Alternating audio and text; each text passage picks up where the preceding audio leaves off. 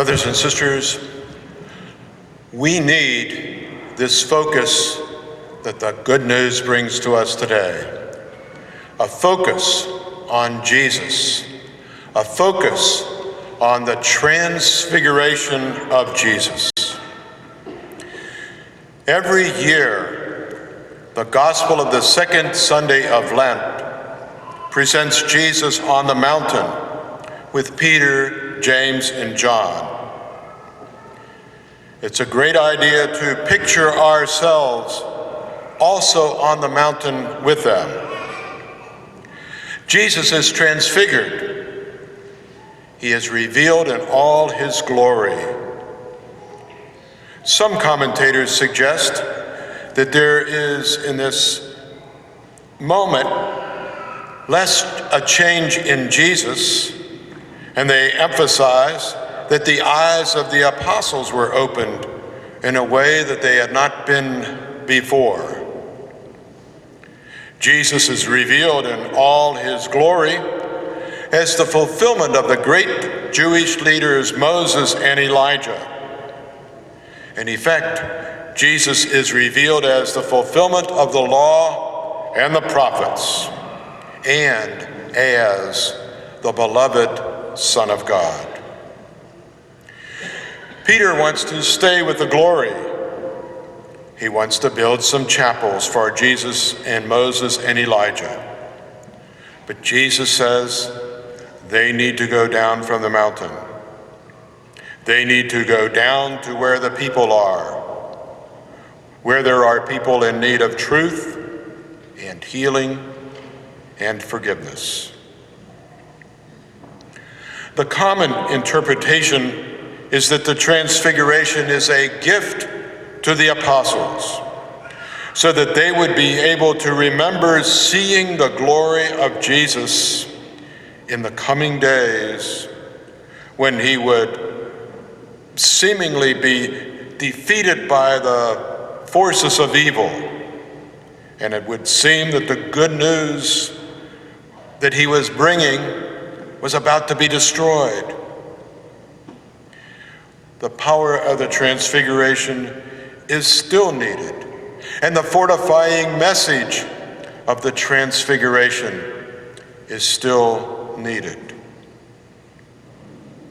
Now, brothers and sisters, when we pray with the scriptures, we are very often affected by the way that we arrange our study, or the way we look at how the biblical passages are arranged. Let me give two examples. The first is how the scriptures are arranged Sunday after Sunday. Every Lent, the gospel for the second Sunday of Lent is this account of the glory of Jesus. In every Lent, the gospel for the first Sunday is the account of Jesus being tempted by the devil at the end of 40 days of prayer and fasting in the desert. The devil exists. The devil tempts us, and the devil tempted Jesus. But the devil cannot conquer Jesus.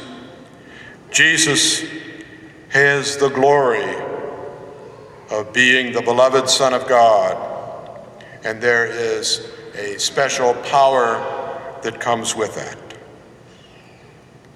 Now, the second way that we can pray with the scriptures, as we look at how the scriptures are arranged, is to see how one passage follows another and how an overall message emerges.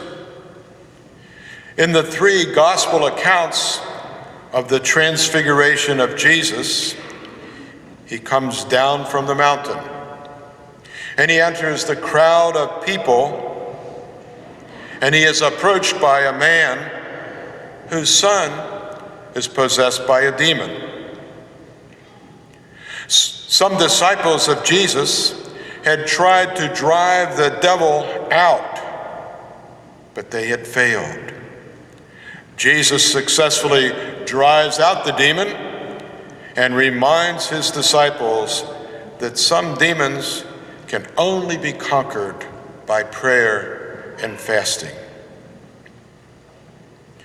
The glory of Jesus might be seen in radiant garments, but also the glory of Jesus can be seen by the fire in his eyes as he battled the devil after 40 days of fasting and prayer in the desert.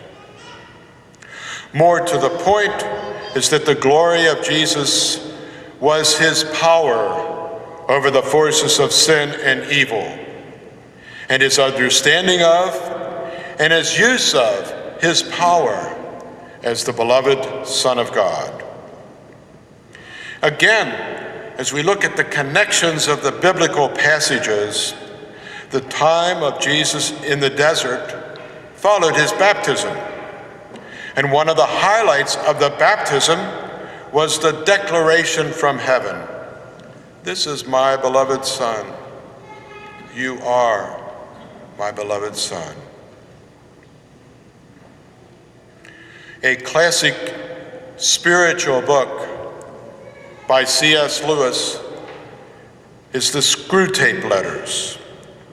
And the premise is that if we get to the point where we deny the existence of the devil, we are ready to be seduced into sin and to be controlled by the forces of evil.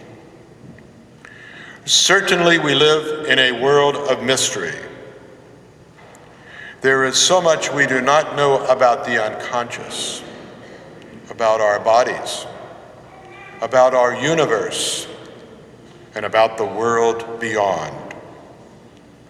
There are many events in our world that have no logical explanation.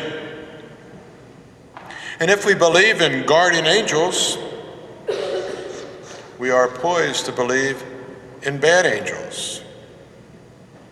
And yet Jesus, the beloved Son of God, has invincible power over the forces of evil. In situations of temptations, possessions, and crass meanness, the force of Jesus will always be glorious and will always prevail.